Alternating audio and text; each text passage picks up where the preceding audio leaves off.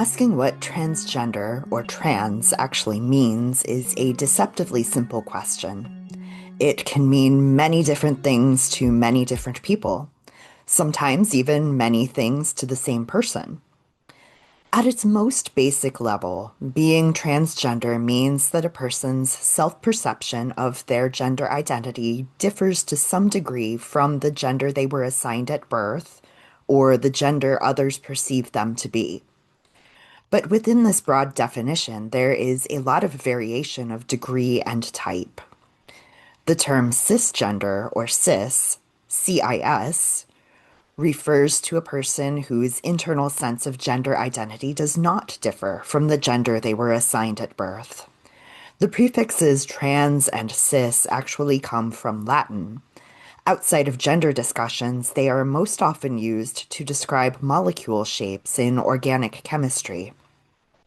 Cis refers to on the same side, and trans refers to on the opposite side. It may be helpful at first to think of gender identity as a spectrum. You can have female at one end and male at the other end, and then think of all the possible variations in between. Someone who is non-binary might be towards the middle of that spectrum. This is an oversimplification, though, because there are people who don't consider themselves to be on that gender spectrum at all. There are people whose sense of gender identity moves around.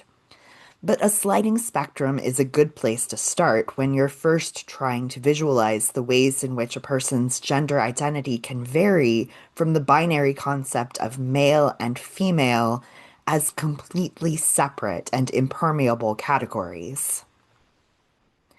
Outward gender presentation and internal gender identity are not necessarily the same thing. A woman can be a tomboy or butch in her style and still be entirely certain that she is a woman. A man might be feminine in his appearance and still entirely sure that he is a man. A drag queen, for example, is more often than not a character being played by a man who is quite certain of his masculine identity and does not want to live as a woman. He's just having fun dressing up and playing a role. Clothing does not make the man or the woman or the non-binary person. Gender identity runs much deeper than the surface appearance. The diagnostic which doctors use to differentiate someone who is trans from someone who is cis, regardless of outward appearance or personal style, is called gender dysphoria. This is defined in the DSM-5 as noticeable incongruence between the gender the person considers themselves to be and the gender society perceives them as. It can manifest in different ways. You may hear some trans people say that they always hated their body, or they always knew they were a different gender from a young age. Others may say that there was just a sense of physical wrongness, or a disconnection from their body that they could never really explain. Some trans folks are not thrilled with dysphoria as the diagnostic tool and would like to focus more on gender euphoria.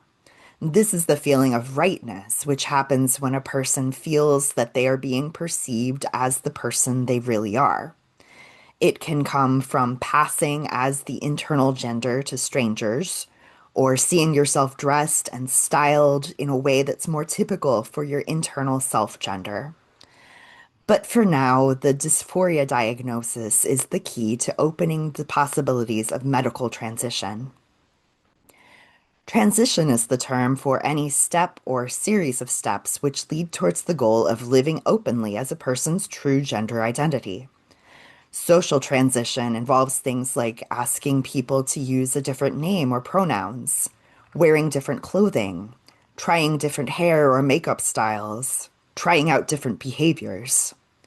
Legal transition is when the person gets the paperwork done for legal changes of name and gender marker with all those various institutions that keep track of such things.